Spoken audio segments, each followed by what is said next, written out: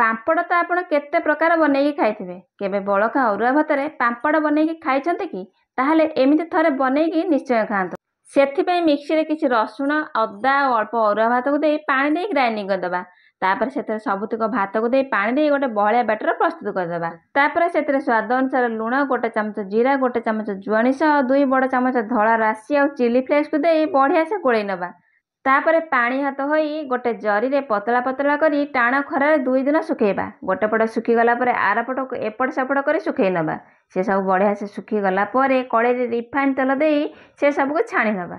ସେ ସବୁକୁ ଟିକେ 2 ପଟ ଏପଟ ସେପଟ କରି ଛାଣିଦେଲା ପରେ ଆମର ବଳକା ଅରୁଆ ଭାତରେ ପାମ୍ପଡ଼ ପୁରା ରେଡ଼ି।